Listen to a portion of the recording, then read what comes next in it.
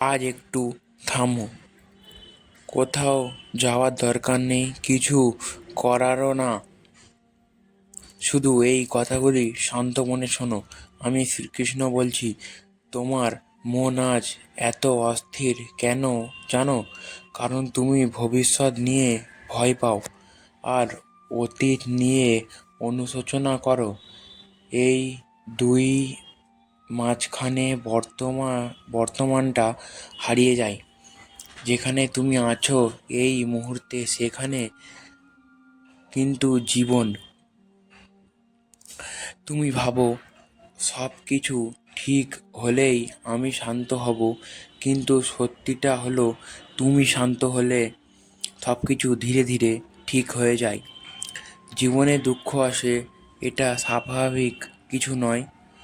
দুঃখ আসে যাতে তুমি শক্ত হও, যাতে তুমি বোঝো সব কিছু তোমার নিয়ন্ত্রণে নয়।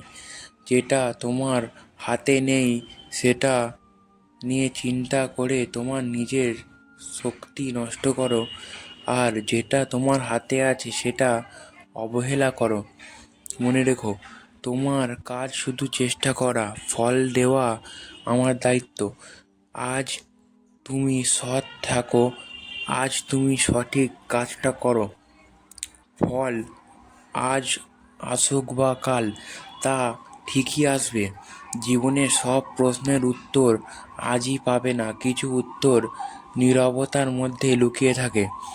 যে মানুষ অপেক্ষা করতে জানে সে কখনো দুর্বল হয় না, সে ভিতর থেকে শক্ত হয়।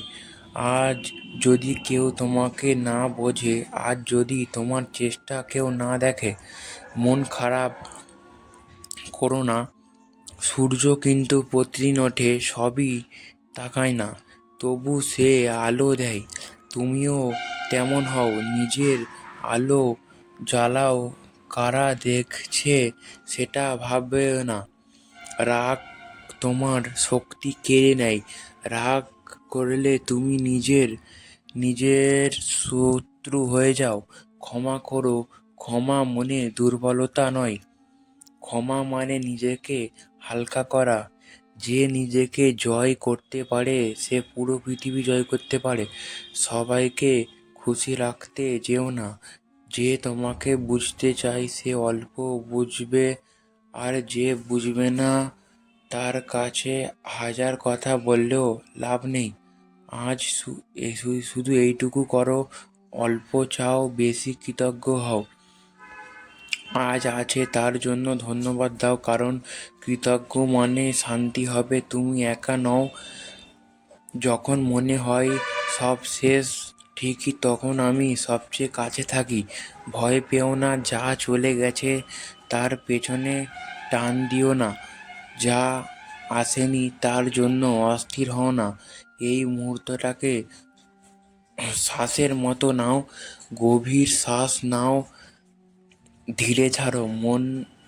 মনে বলো, আমি শান্ত, আমি নিরাপদ, আমি ঠিক আছি। সব কিছু যেমন হওয়ার কথা তেমনই হচ্ছে। আমি আছি তোমার পাশে, শান্ত থেকো, বিশ্বাস রেখো। এই কথাগুলি যদি আপনার মনকে একটু শান্ত করে তাহলে চ্যানেলটা সাবস্ক্রাইব করুন।